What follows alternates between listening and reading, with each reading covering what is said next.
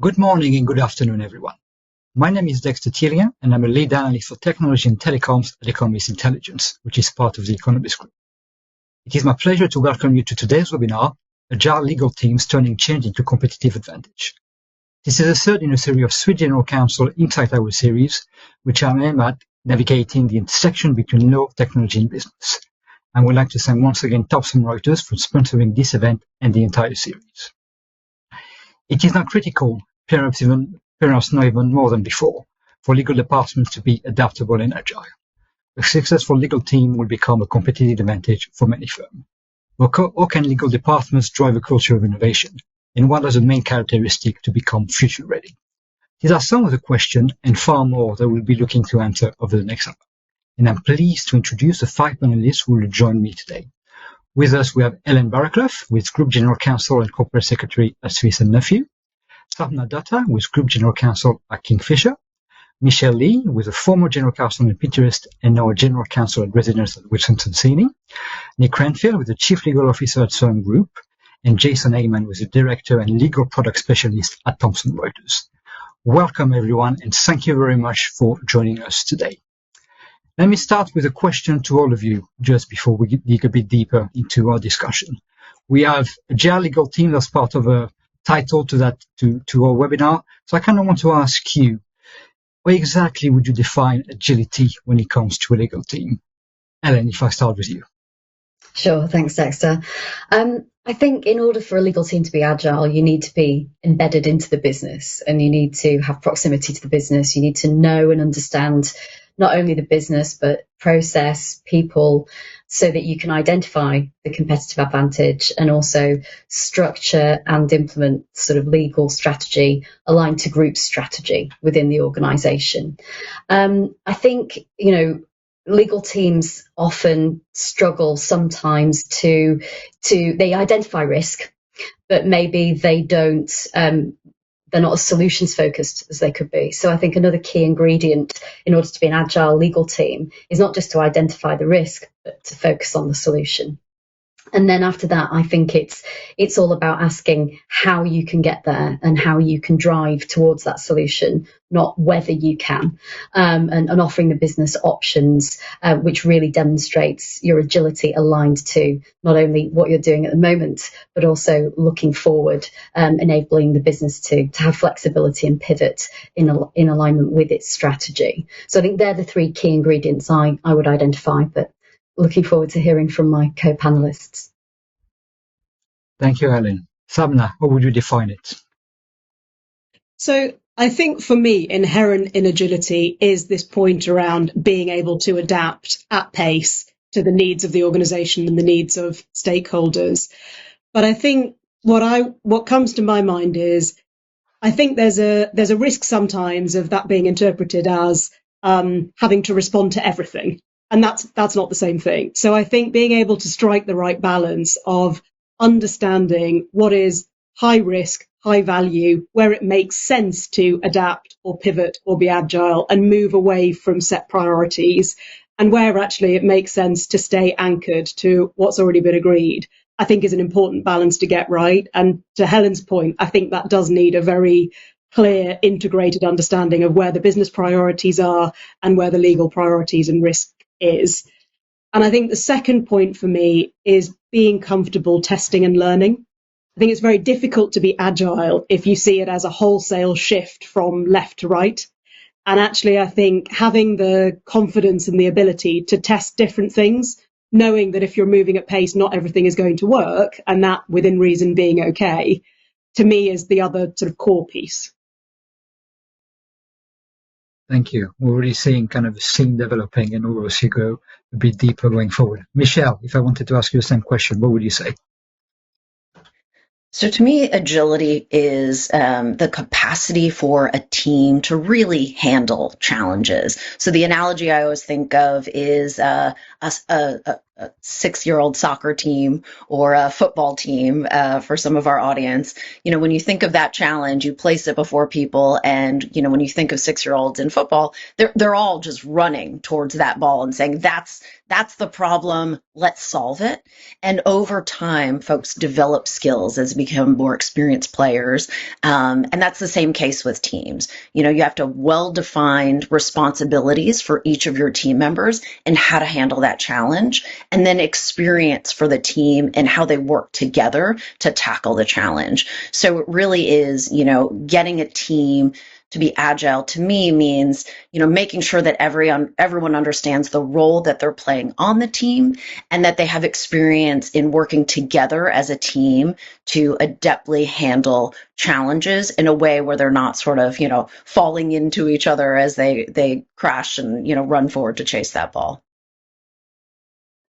I mean, I've seen Premier League team doing that, but, let's not go there, maybe because I'm an Arsenal fan and I'm not that happy at the moment. But anyway, Nick, if I wanted to ask you the same question, what would you say?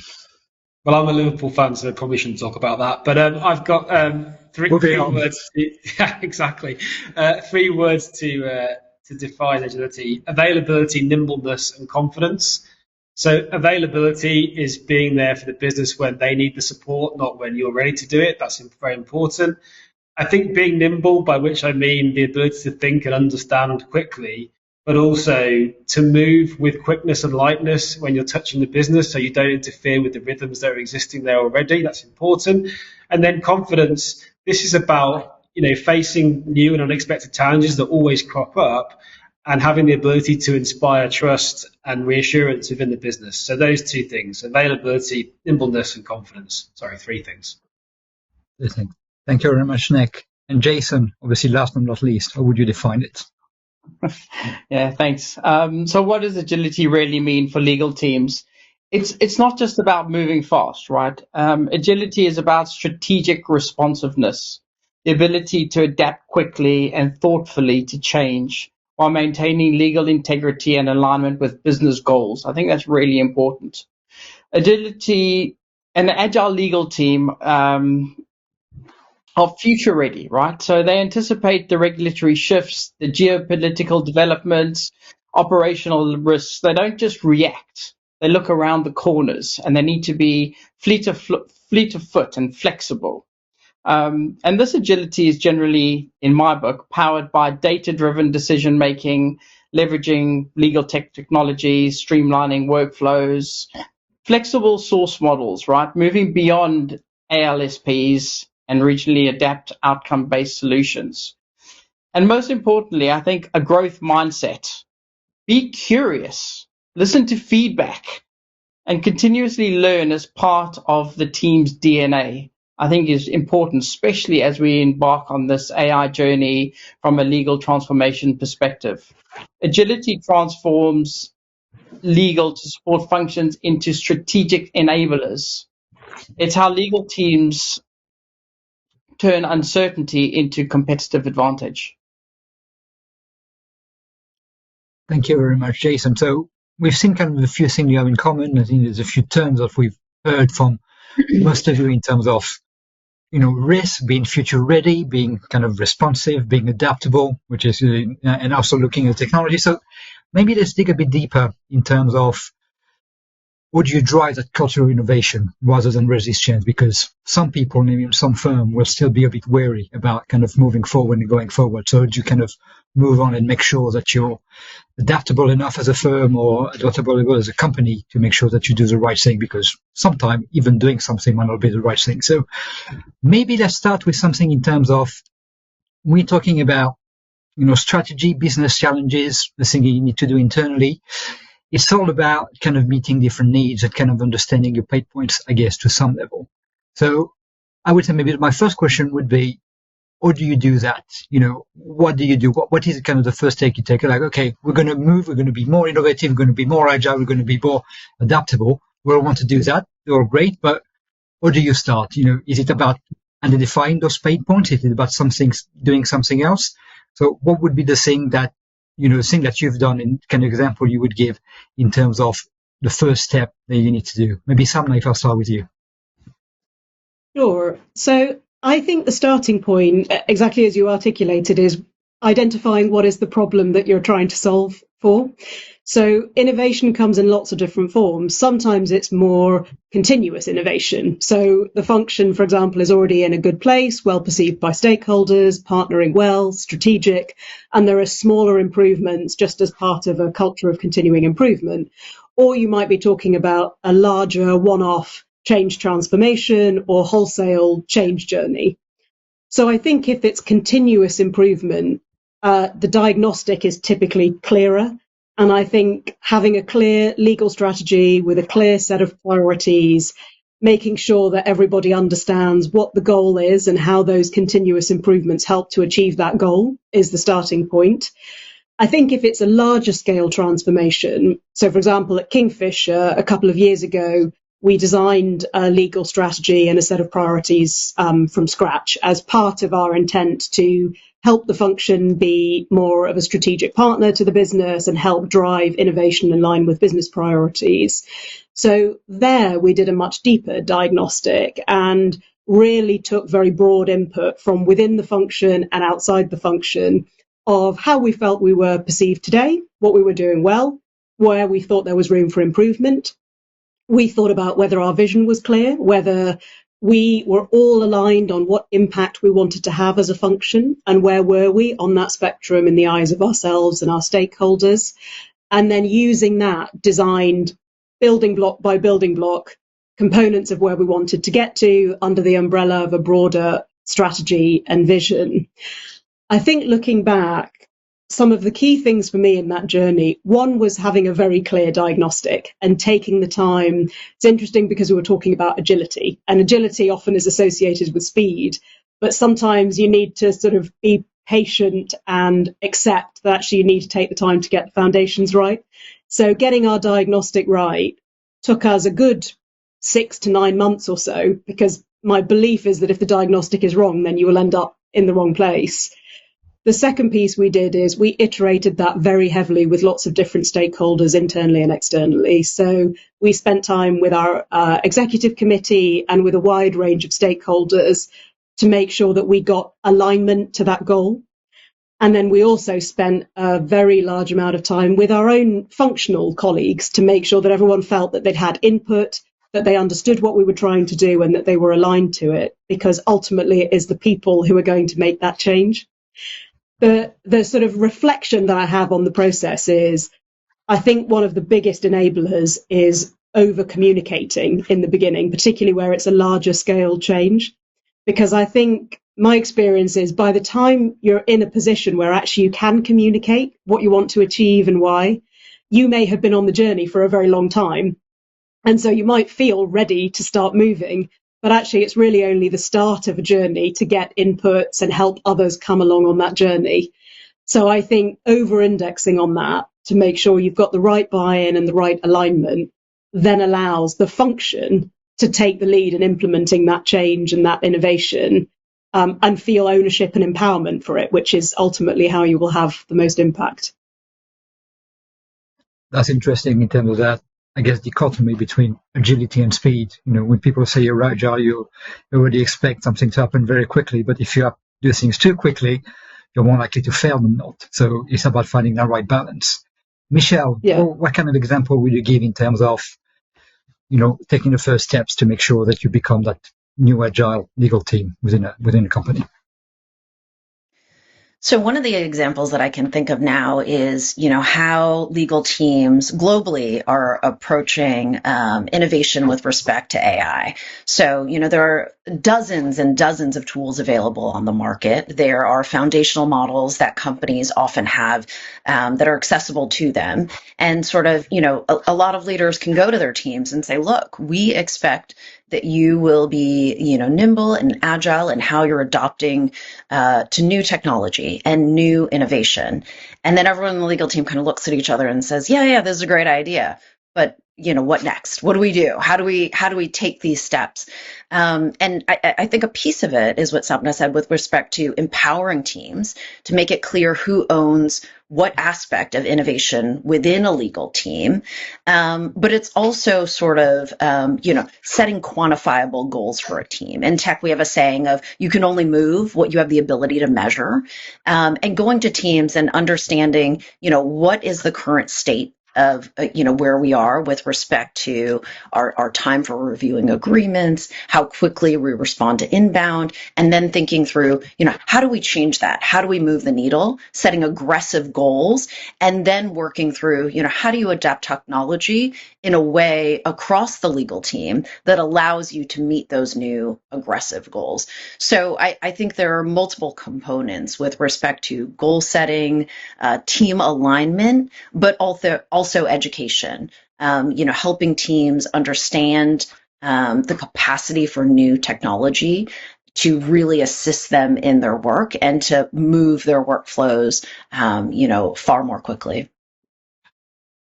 Thank you. We'll go a bit deeper in terms of technology and innovation, I think, a little bit later. We'll go back to that because I think that's quite important to look into as well.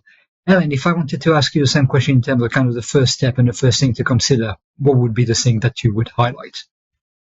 No, I think Sapna talked about organizational transformation. And I think for me, if you're looking at that sort of incremental continuous improvement, just identifying, as Sapna mentioned, the thing that you're trying to improve, and then, as Michelle said, what gets measured gets done. I think if you start with the macro of, okay, what do we need to do? What's the outcome we're trying to achieve? And then breaking it down into small modular chunks of how you get there, that actually gives you the macro so that you can over communicate to your team and explain what the end product is, what the outcome is supposed to be. But also, it really does help to get hearts and minds aligned in terms of how you get there. Because I think if you break it into those smaller chunks, people can digest it more easily. They can see how it's going to happen. And I think for the hearts and minds piece, that's really important. And I think that allows teams to go at speed. So, for example, we at Smith & Nephew have adopted the Smith & Nephew operating system, which is a sort of a kind of a lean type methodology, and it looks at taking waste out of process so much as you would in a manufacturing environment. You can look at waste in process, you can look at things that you're spending time on that shouldn't be a priority and actually don't manage risk in a way which is meaningful. And so by looking at that in a modular way and identifying pain points, as people have alluded to, I think that really gives people clear and real examples of why you're doing what you're doing, the outcome you're driving to, but it allows it to be digestible so that you can see week on week, month on month, quarter on quarter, how you're actually going to get to that end goal. And I think if people are aligned behind that and they can see how to do it, that really does drive you to have that agility and the ability to accomplish that improvement. Thank you.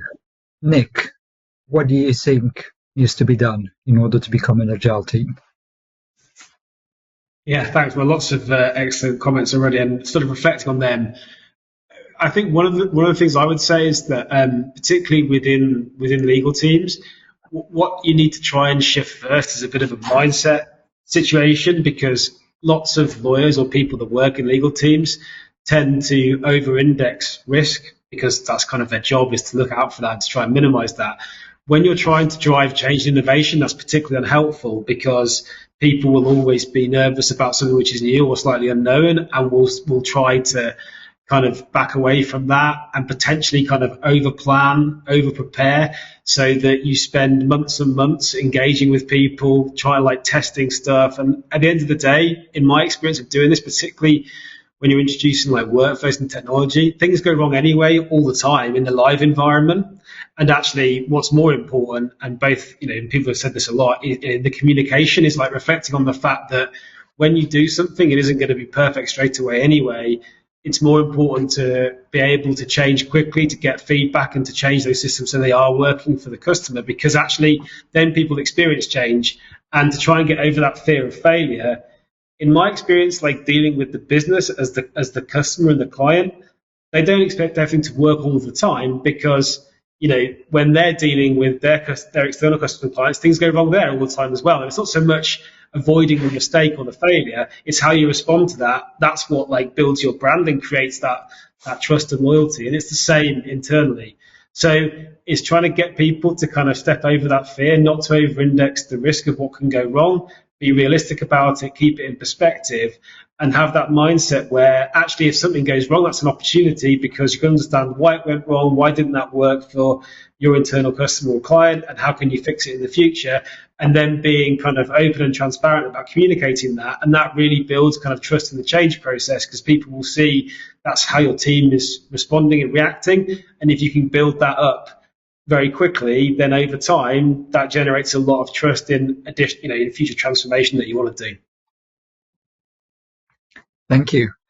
Jason, I want to ask you this kind of question, but I also want to kind of follow up in terms of, you mentioned technology and kind of data-driven strategy at the beginning. Michelle did so as well. So you can obviously answer in terms of the first step that needs to be taken, but as a follow-up question, and then I'll open it up to the rest of the panel, do we need to consider innovation to mean using more technology, or does innovation mean technology and something else? Or would you define innovation? Is it just technology-based, or is there something on top of it? So Jason, I'll open the floor to you. Yeah, so first of all, going to the original question about, what it's all about, and I have to say that I agree with every one of the panelists that have spoken here. I think that every one of them has a very good point. Legal departments have traditionally focused on risk mitigation and compliance, which can sometimes foster the resistance to change. And I think that over communication is the key here, is communicate. Always have the straw man or the basic plan in place, but have the flexibility to pivot and change. So I'll use a football analogy, since we started speaking about football teams and soccer and all of that kind of thing, is whenever you go and play an opposition, you've done your research about that opposition and you have a plan of how you're going to attack this game. But if the opposition come at you with a different game plan, you need to be able to pivot and change. And it's that flexibility that the legal teams need to have within their remit to be able to be successful in this area. And as Helen was saying, break it down into bite-sized chunks so that if something changes, it's easy to pivot, it's quick to digest. There's the expression, how do you eat a chocolate bar? It's one square at a time at your own pace, because if you swallow the whole chocolate bar, there's problems. So I'd say that over communication, keep things simple, keep it in bite-sized chunks, and you will get the results that you're looking for, probably quicker than if you try to deploy it all as one big program. I think about some historic customers that I've worked with in the past.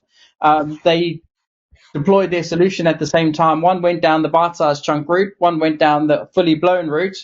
One was live in 18 months and one was 4 years later still fiddling with the system. So I really, really encourage that step-by-step agile approach. But then coming on to the comment about innovation. Innovation is technology, but it's more than technology.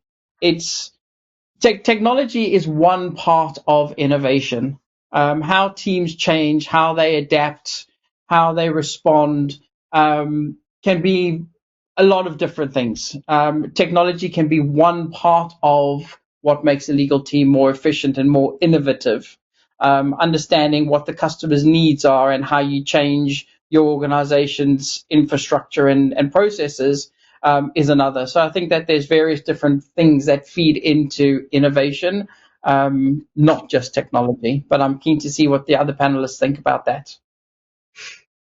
Yes, and maybe I'll open it up to all of you, but obviously, almost 3 years ago now, OpenAI launches ChatGPT. Everybody goes slightly crazy. Everybody has to use it. It's going to change everything.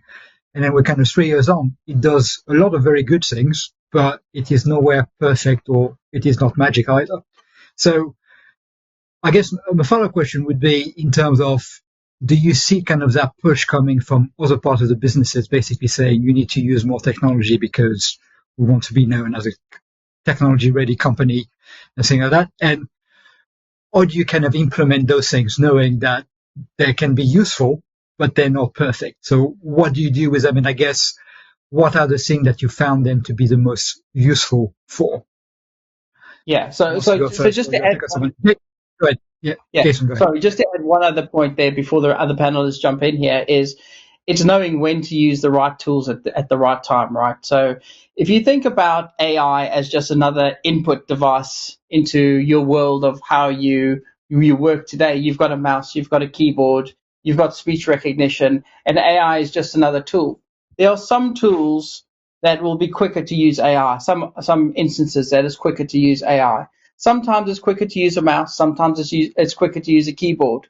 It's how you use the technology to innovate your legal department to be more efficient and more flexible that I think is really important, and not just say everybody's got to use AI in this particular format now because it's not going to give them the best results. You've got to do what works right for you and the customer. Once again, Michelle, shall I start with you as a former general counsel for a technology company? With respect to AI, the floodgates are, wide open.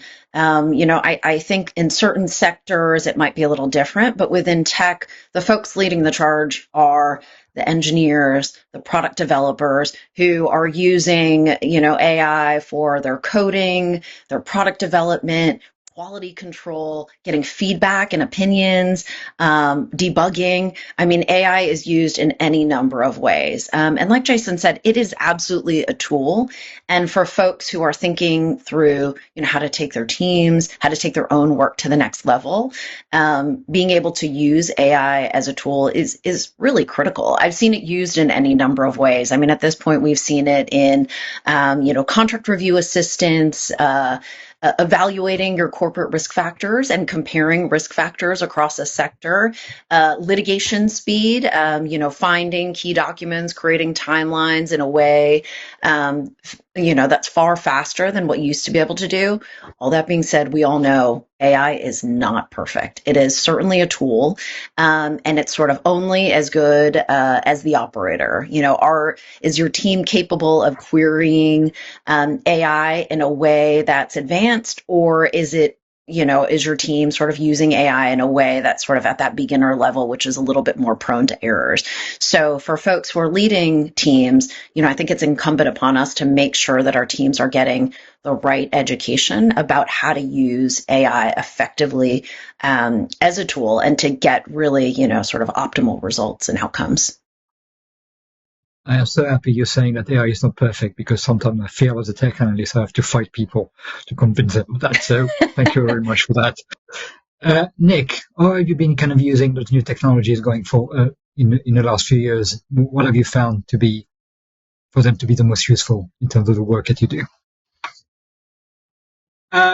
Yeah, I mean, I've used a whole variety of different sort of technologies over the last probably 5 to 10 years, I guess, since I've been kind of in this space. I think, and coming back to something that Jason said, I think one of the lessons that I've learned from that is that there isn't going to be a solution which suddenly creates this kind of dreamland scenario where everything gets fixed and solved. And actually, it's thinking about, what specific thing. And I think a lot of technology vendors, the mistake they make when they come to GCs and legal teams is to try and sell in a piece of technology which they say will deliver all these fantastic results. But the reality is, once you put it in the environment and then you have to figure out how it's going to embed with your legal team and the business, and then what you realize is actually is kind of normally the expectations have been oversold. The reality is somewhat different.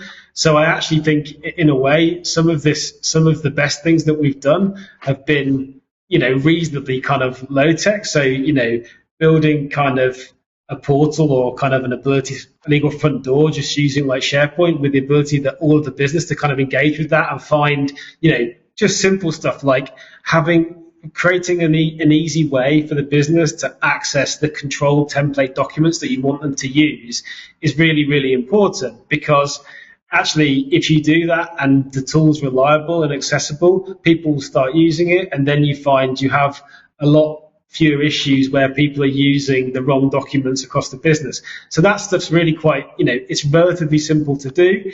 And then it's about how you deliver that in transformation, which is all the things we're talking about around communication and, being receptive to the fact that when things don't work, you can fix them quickly. So that kind of stuff I think has been really useful. I mean, just to touch on the kind of AI point, which I think's quite interesting.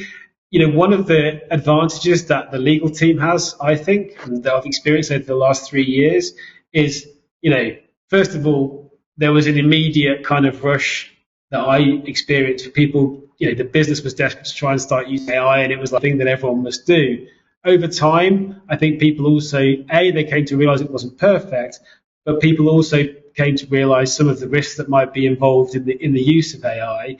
And then, of course, what then happens is you get your non-execs and your directors who then start to kind of, the backwash is, they come into legal going, oh, everyone's using AI and is it safe and the rest of it? Well, that puts you in quite a good opportunity, because then you can become the team that kind of sets the rules, but that's probably a bit negative. And more to Michelle's point, actually creates the kind of the framework in which your team and your business can engage in AI in a way which is likely to be beneficial and is likely to be, relatively safe from a risk perspective. And so, there's been quite a lot of progress there, and it's kind of, again, quite simple stuff. And working in a global business where we use English as our business language, but many of my colleagues don't speak English as their first language. And having like Microsoft Copilot, for example, to be able to help them to draft emails has definitely improved the ability for us to communicate effectively and in a more sort of succinct way with each other. And I think that's a really powerful use of AI. Thank you. And that's very interesting in terms of, I guess, starting with the basics and kind of moving up as you kind of go along and you understand the technology more and more. And then I can see you nodding. I'm assuming you've had the same experience at your company. Yeah, absolutely. I mean, I think the things that people have touched on are absolutely spot on. I think finding out what's going to make a difference, whether it's to your team's workload or to the business, and then prioritizing that and then breaking it into a series of proof of concepts is critical. I think, as Nick just said, if your enterprise has got Copilot, or it's using Canva, or it's using something to create training decks or marketing presentations or whatever, have a look at what you've already got, so that you're being budget savvy and budget conscious. You've probably got an IT team who understand how to develop something as a proof of concept for legal, and look at the functionality you actually need, which is going to hopefully reduce workload and time spent for your team on things that really are administrative and can be done by technology. And then also look at the value you can bring to the business. And I think if you start small, you can have that intellectual curiosity. People can try it, they can see how it could work for them. For some roles it will change the role dramatically. For others it will have less of an impact. But I think if you can engage with it in an exciting way, as opposed to, as Nick I think said, about being fearful, and you can have a fast fail. I think that also makes it helpful for members of the legal team to dip their toe in the water, to learn more, to understand more about the technology that's out there, particularly at a time when everyone is being bombarded with vendors and solutions. And I think, as somebody said, that they're promising the earth. I think having that ability to do those small proof of concepts in a way that's relevant to you and your team is really, really important, because I think that's how you sort of get momentum behind the AI and the ways that you can use it which deliver value to the business and to your team. Sapna, have you found the same experience at Kingfisher? Yeah, lots of similar parallels. So I think a lot of this depends on what your own starting point is. And then I think, as others have said, what's going to add value to you. So in our case, we've done a lot of the things that Helen and Nick were talking about. We've tried to start by leveraging what we already have access to. And I think when you start to ask, you're often very surprised at what's already in the business. So it could be on a very individual level, things like using Copilot or similar tools to just make the day-to-day job more efficient, through to some of the things we're exploring are whether we can use AI a bit more smartly to do things like horizon scanning, which is super important, but also very time consuming and hard to get right in a complex multi-divisional business. We're also looking at things like chatbot or AI-enabled agents who can help to deal with lower risk type queries for colleagues in a faster way, so they don't have to wait for a lawyer to answer a relatively straightforward question. So there are lots of different ways, and actually deploying tools that other functions may have used for quite some time. We're all used to using a chatbot, for example, on lots of externally facing websites. Maybe in the HR space it's more common. So there are lots of things that we can already leverage. So I fully agree with the starting small and building the foundations. I also think, though, that innovation goes far beyond tech and AI. And I think sometimes it's quite natural to index on AI and tech opportunities because it has been such a hot topic for a long time and because it promises a lot of opportunity. But actually, some of the work we've done over the last couple of years has been as simple as refreshing our ways of working within the function. So making sure we are internally as efficient as possible. We know who is doing what. We know and trust each other that when there's an issue or when there's something we need to work on, we pick up the phone, talk to each other, we're clear on roles and responsibilities. Because I think our view has been, until we know how to work together as a human team, we won't be able to use AI in a smart, sophisticated way, because it should supplement and build on your internal ways of working, not replace them. Thank you. Jason first, and I think then Nick. Jason. Yeah, no, I just wanted to pick up on a couple of points from the other panelists, and everybody's spot on as far as AI is concerned, and there are a variety of different AI tools out in the marketplace, which does, as Nick was saying, put a lot of risk potentially on an organization. So I think it's fundamental, specifically for a legal team, when they are using an AI tool, to use one that's trusted and verified. And what do I mean by trusted and verified is not only does it give you the answers, but it gives you the supporting background of where those answers came from. So that from a legal team's perspective, you can actually trust the information that's coming back to you and you can rely on it, which allows you to be in a much stronger position on advising the business on how to progress and move forward. And that in turn provides you with a tool that the business can then leverage and benefit from, that the legal team trusts. So I think it's really important to understand, and when you're looking at technology and you're looking at AI, yes, there are a lot of models out there, but are they going to tick the boxes in the right way and give you that comfort from a risk perspective and a trust perspective that I think is really important to any organization, particularly, as Nick said, the directors and the non-execs, etc., start to push back saying, hey, we're all using AI, is it safe? At least you'll be in a position to say yes.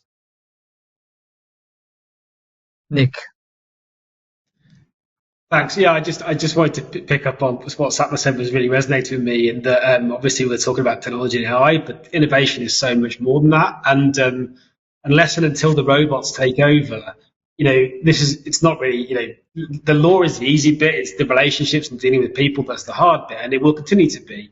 And that's where the magic is, and that's where innovation happens. And so I think that focus, and I started off the conversation about agility, about mindset and stuff, and I think that's really important, and kind of the culture in teams, the culture in businesses, but also thinking about, as more junior people come through and people join the legal profession and become in-house lawyers, and kind of what they'll need to do in the future, around the use of technology and AI is going to be critical, because that will be a fundamental part of their work. You can see it already. If people don't adopt these tools, their work starts to deteriorate in comparison to other people's who are using them. But then back to the human element of that, it's imperative on us as leaders in the profession to make sure that people have the opportunity to grow and develop with the tools. We can't leave people behind, because this is the world we're moving into. And if we want to be compassionate and thoughtful, we have to think about that from the human aspect. How do we help everybody to start to maximize the use of these tools, rather than the tools start sort of taking over and diminishing people? I think that's really, really important. So I just wanted to pick that up from Satna. I thought it was a great point. Maybe let's wait a bit before we get to Skynet lawyers. But actually, it's a very good segue for me in terms of kind of maybe moving on a discussion and kind of discussing about something we've touched on already, and Nick, you've just mentioned, in terms of against the organization of the company, because, in order to do all those transformation, all those new things that you want to do, you need to have your company with you. It's not just about the legal team in itself. So I think there's several layers. There's the layers in terms of how do you deal with the C-level, because there's a decision maker, or do you deal with, I guess, the rest of your employees, because they're going to be the one doing it on a day-to-day basis. And if they don't get it, you can have the best tool possible. That's not going to work. And how do you make sure that you can get, I guess, the right culture in terms of having the right training in place and many, many other things. So if you can give me an example in terms of how have you dealt with that in terms of when you've been undergoing the transformation journey that you've all been doing in the last years, what are the things that you learned? What are the things that you've done? Maybe Michelle, if I start with you, what are the things that you think are important to highlight for our audience? Sure. I mean, one of the most important roles of a legal function is to maintain sort of active partnerships with other parts of the business. I think very different companies and different executives have very different ideas about what the legal function is. Sometimes it is we have a contract, we need someone to put this together, let's call legal. But I think for really effective legal teams, it's a team that is embedded within the functioning of the business. They're there to think through strategies and ideas, thinking through these with a legal lens, but really helping the business to advance its goals, not just when it comes to, we have a question about the law, but sort of, being there to issue spot when questions might come up and giving, business stakeholders optionality when it comes to how to advance the business. So I think, when you think about how to build these really critical relationships, it's important within a legal team to help folks feel empowered to build these relationships. In other words, designating folks within your team to say, okay, you are responsible for this part of the business and these stakeholders, so that you can constantly understand, what are the priorities of a particular executive who's important within the business or within a particular team, right? General counsels can be, obviously at a little bit of a higher altitude within a company, and they need their folks to really understand what's happening at the VP level, the director level, because often, decisions can be made at varying levels of the company. The other part that I think through as a way to improve these relationships is really at that critical onboarding piece, making sure that when new executives are onboarding at the C-suite level, that you're spending time with them to helping them understand, when you want the legal team to be pulled in, what are some key considerations, what are legal regulatory issues that are on the horizon that they should be concerned with. And same at the VP and director level, that your legal team is working to partner across the business at that very critical onboarding phase to say, here are the things that we're looking for, here's where legal would like to be involved, here's how we can help, and really building that relationship from day one. Thank you. So quite a lot to do and to consider, but needs to be done. Sapna, what has been your experience in terms of getting the best possible organization to make all those changes? Yeah, so I think, one of the things that we have really spent time on, and I think Nick was talking about it earlier, is really being transparent, not only within the organization, but then with stakeholders of what you're trying to achieve. Because I think you can only really succeed in being innovative, in making changes, in having the most impact you can, if your stakeholders and colleagues are aligned and invested in your success, if they agree with what's working well, and if they agree with where you want to adapt. So I think being transparent and accepting that it won't all work perfectly in the beginning, and helping the team to feel comfortable that that's okay, I think has been critical. Then I think looking inwardly in the team, one of the things that we've spent some time on in the last 12 months is looking very openly at whether we have the capabilities that we need to drive the innovation in the areas that we've identified.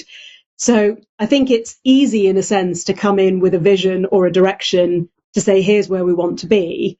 But I think there's a level of understanding and empathy that comes with that, to look very transparently at what do we need to do, particularly as leaders, to help equip the team to deliver that, and recognise that not everybody is at the same place in the journey, or necessarily even understand the vocabulary that you're using. If I talk about leadership, somebody might interpret that in a very different way to the way that I have in mind. So really making sure that where people need help, where they need more understanding, where you need to help to build capabilities, that you spend that time so that you can drive the growth mindset, so that you can drive the type of delivery that you're looking for. And then we've also done some more practical things. So to Michelle's point, it was really interesting talking about onboarding new executives, because that's been something that we've been focusing on as well. So to the point I was talking about around roles and responsibilities and making sure people understand what we're here to do as a function, what we can add, what our vision is.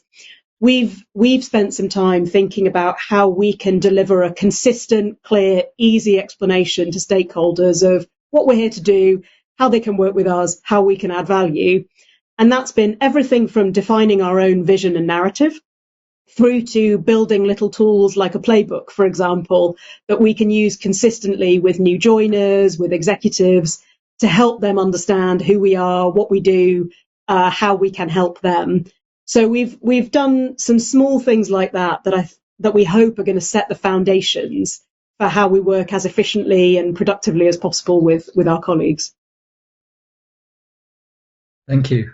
Again, quite a lot needs to be done and needs to be necessary in order to make sure that that transformation is successful. Nick, what have you been doing and what have you seen in terms of the Sovereign Group, in terms of organizing in the best possible way? Because obviously, in terms of your job title, you're the one with Chief Legal Officer, so you're probably kind of higher up in terms of. Does that give you a bit more kind of leeway within the organization, or is it just a job title? Yeah, I mean, it's a very good question, Nick, because it's a common theme when I go on LinkedIn, as I do every day. And what's the difference between a GC and a Chief Legal Officer? And sometimes it's very little. But on the other hand, I do sit on the group executive board with 5 other C-suite executives. So I suppose to that extent, it does make a difference. Obviously some GCs sit on the board as well, so then it's just a change in title. But I think it has some relevance in the organisation. I mean, people do look at titles as a shorthand for authority, don't they? So it does have some impact, I think. But coming on to that and kind of almost slightly counter to that, the thing that I think, and in my experience at Dyson before Thermo Group as well, and having reflected on this a lot, one of the things that I think is really important is most in-house lawyers come from private practice, which is quite strange when you think about it, because in private practice, you're the asset of the business. You are the business. If, understandably, reasonably high ego. That's, you are the person that is generating the revenue for the business. And I think what's interesting from my experience and perspective is that what you really want in an in-house team is low ego, because that's what drives high performance.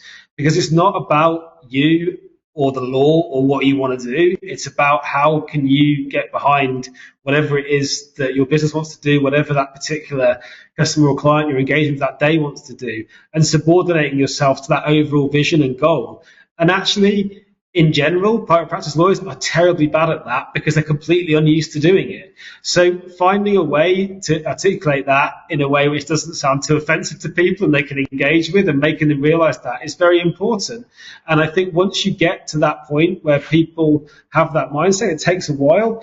It's really, it helps to really drive influence and across the business. So there's a kind of interesting segue between, does it matter if I'm called Chief Legal Officer, to actually what I really want from me and my team is to demonstrate low ego consistently.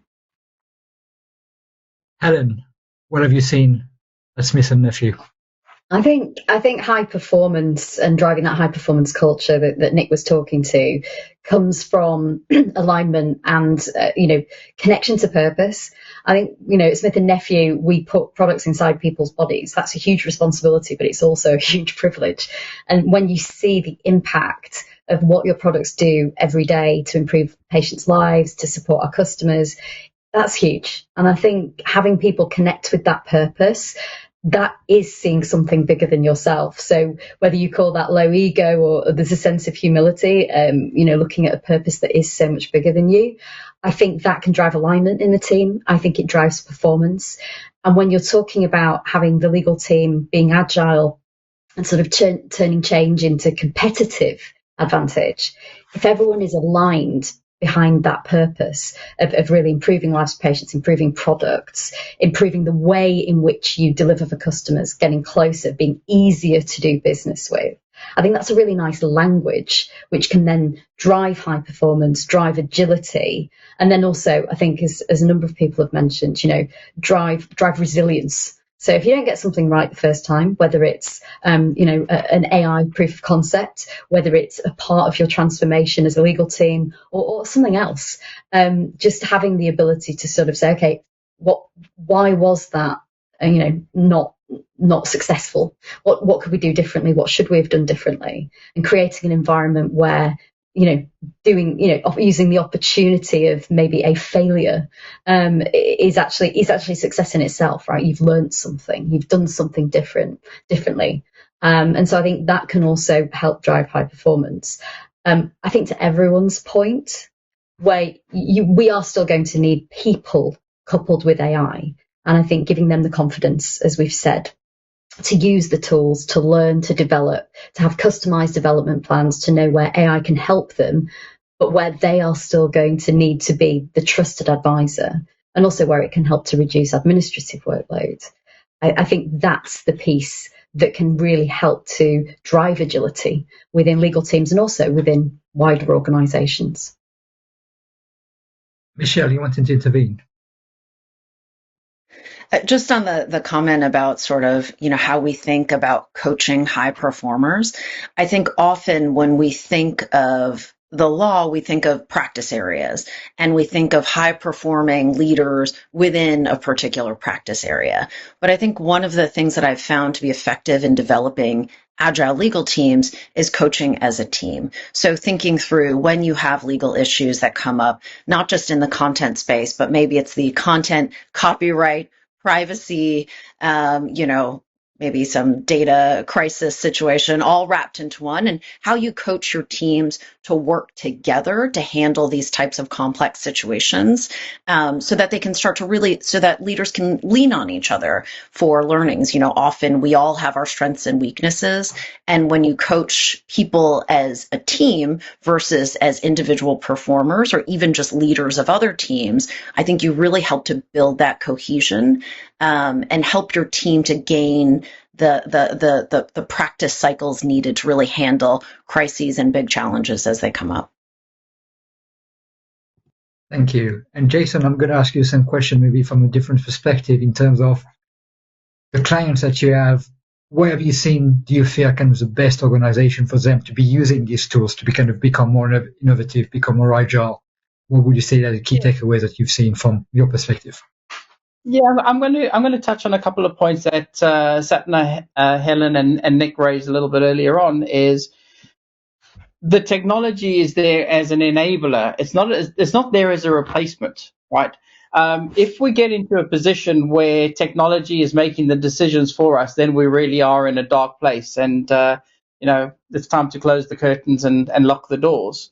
Because I think that if we use the technology in the right way, it will help our lives become more balanced, and that work-life balance will become a lot better than it has been, because it can do some of the main mundane tasks for us. It can help us in areas where, it's not really a big value add, as low value work or whatever the case may be is, but it should always present us with options, and options that the decision is made by us as people.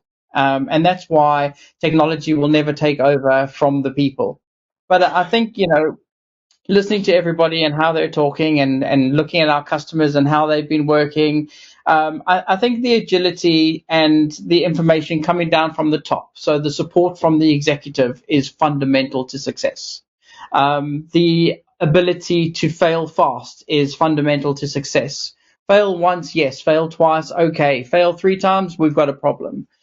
We've got to be able to have that flexibility and know that it's okay to fail as long as we learn from it and be more efficient and gain from it. Failure is not the end. Failure is just the beginning. It's how we all learn. It's how we develop. It's how we grow. So I think that if you put that not only into the technology bucket but into the life bucket, I think that that's a great way to move forward.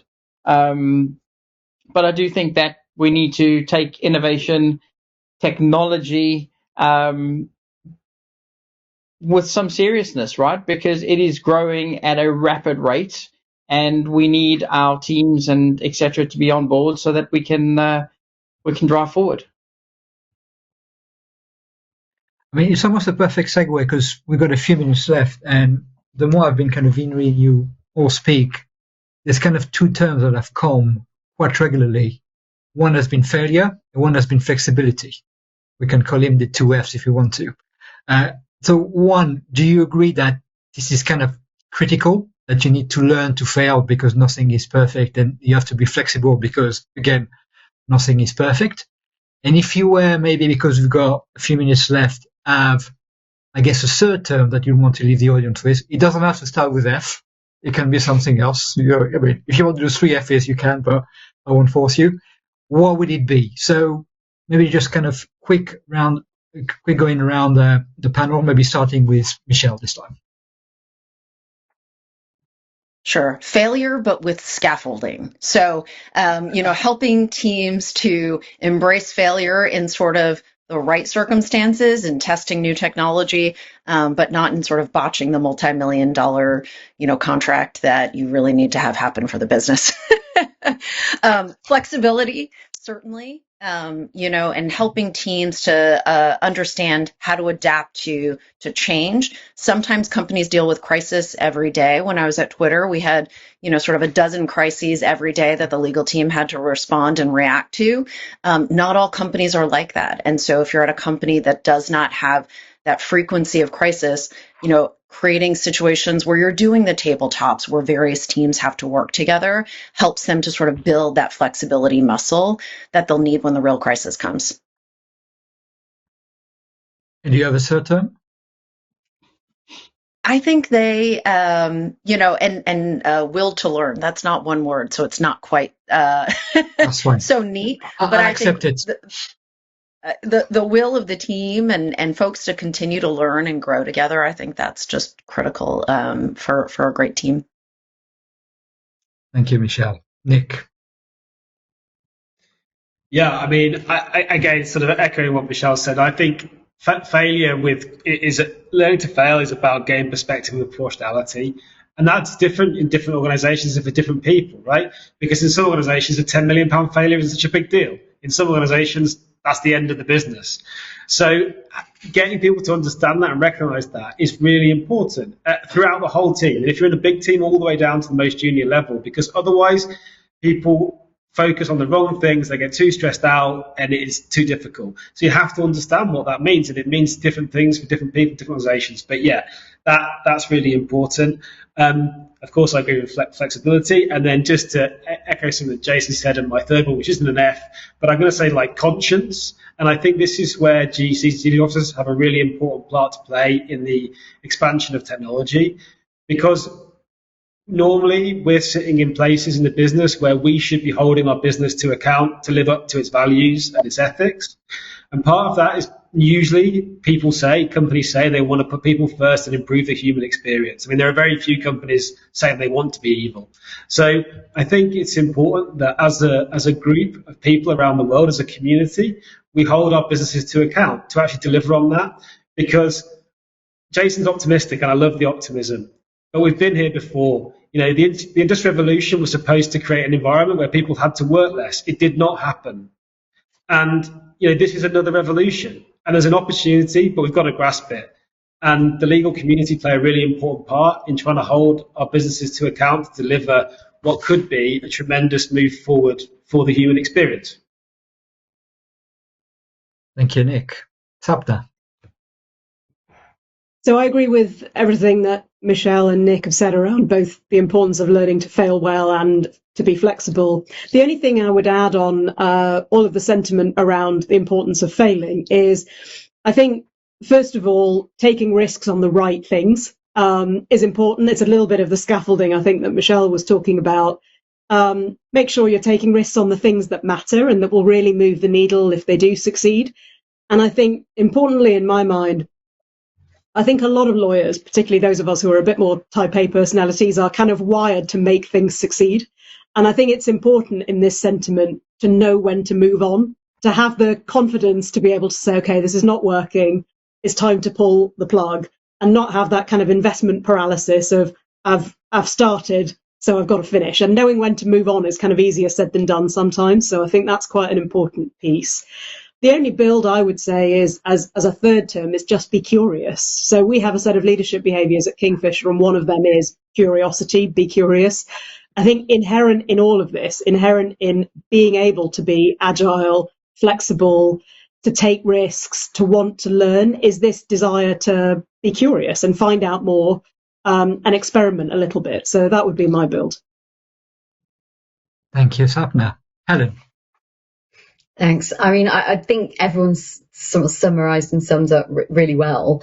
I do have an F. It's future-proofing, and I think Michelle, Nick, Sapna, others have alluded to it, and Jason as well. You know, in your people, invest in your people, invest in the culture, help to train, help to give experience, help to develop them with, you know, tailored, customised plans so that they can see where they're going, so they can see where the business is going, and also they can see all of the different tools and opportunities they have to improve their working experience and also drive value for the organisation. So I think if you look at future-proofing in that holistic way, I think I would add that in as well.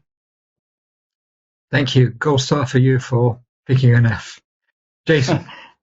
I also have an F. I agree with all the other panelists. Gold star for you too. Failure, flexibility, that goes without saying. And my F is forge ahead. Always be powering forward. Don't look in the rearview mirror, because there's no point. Use what you have, learn from what you've failed with, and forge ahead. Thank you, Jason. So we've had, failure, flexibility, of course, but will to learn, consciousness, curiosity, future-proofing, forging ahead. And I think we mentioned also, quite importantly, communication is also very important, I guess, internally in terms of where we're moving forward. So I'm afraid this is all we have time for. This has been a fascinating conversation. I've thoroughly enjoyed it, and I hope you did too. So I want to thank everybody. I want to thank you, the panelists. I want to thank the audience for joining us. I want to thank Thomson Reuters for sponsoring this event and the entire series of General Counsel Insight Hour series. Obviously, this was the last one, but we've got a couple of physical events coming up. We've got Singapore in October and London in November. So if you want to join us then, please do so. Thank you very much and goodbye.